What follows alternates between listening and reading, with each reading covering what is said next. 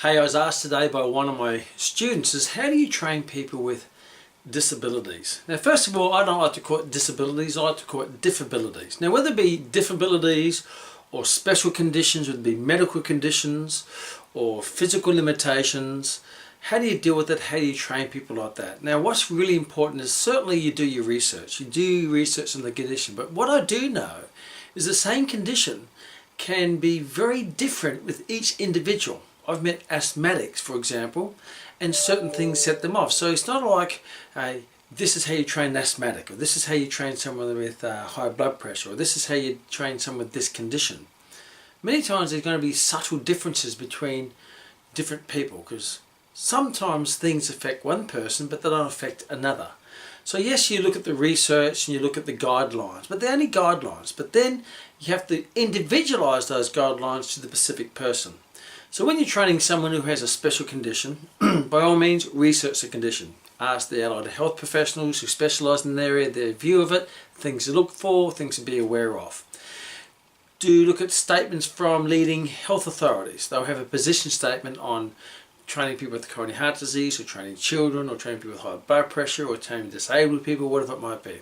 But you take all these into the mix, and then what the most important thing is, you talk to the person who lives with this condition 24/7, because they're the person who's going to know the ins and outs of that condition, how it affects their life, what they can or can't do, more than any other allied health professional or medical professional or any position statement by a medical association. So when you get into the trenches with someone, you find out, first of all, obviously you find out about them, because they're a human. Find out what they want to do. Then you find out what their goal is. Find out why they want to achieve that goal. And then find out take in consideration the condition, so how does it affect you? What are the things that you can't do? What are the things that you can do? And what are some of the things that you'd like to do? So what are the things you can do? What are the things that you can't do? And what are some of the things that you'd like to do? So because we tend to define people when it's been labelled a condition, whatever that condition is, be careful not to put them into a box and define them because of that. Because they're not a box, they're a person. And many times that box won't fit in that box. They have their own unique box. They may have some similarities to that box, but they may have expanded that box in other areas. So it's really important is don't go in there with this closed barriers of how you should train someone. Ask them. They'll know what they can do, what they can't do, and what they like to do.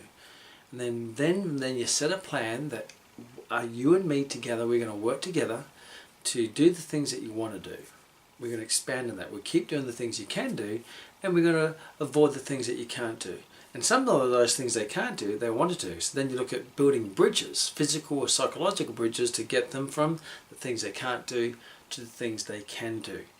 And that is a great personal trainer. Yes, you're taking considerations the medical guidelines and the physiological challenges that person has. But that's what they're there. That's what you're there for, is not to define them, but to grow them and grow them into their life, and how it's going to affect their life and how to make their life better. So it's not just about the training. It says, why do you want to do that, and how's it going to affect your life, and how's it going to add value to your life? And when you're on that path, you're on the path of really making significant, valuable change to people's lives, whether they're healthy or they have a disability or they're fighting over a condition. And that would be no cow poo.